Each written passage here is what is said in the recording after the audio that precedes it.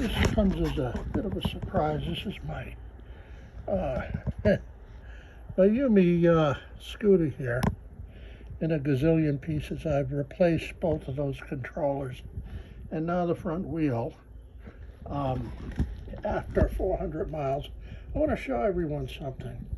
Now, this is where the wiring harness from the front wheel goes through, and I've thrown a light behind there to try to give you a better idea.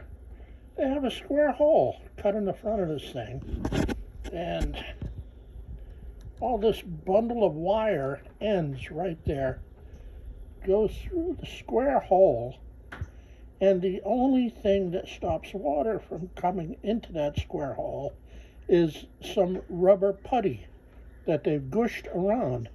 Doesn't really seal off anything because this is just a bunch of wires that are wrapped in this corrugated plastic stuff. So there's really no insulation on the inside to stop water from getting into this thing. And water is what I believe probably started this problem. It burnt out the controller. I can tell by the color of the controllers that they were rotted and rusted and corroded. So this is just a terrible, terrible design. And this is on the front of the machine where you're driving forward into puddles, rain, whatever, and there's just nothing at all to prevent water from getting in. So I'm going to build something out of plastic to seal that. It's just not something that you would expect from a machine that you paid this much money for. And I'm going to tell you, it's failed me.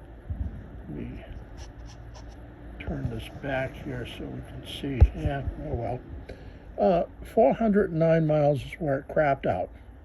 And it's taken a month to get the parts so far. So Yume is off my list at this point. I think everyone else should take it off their list also.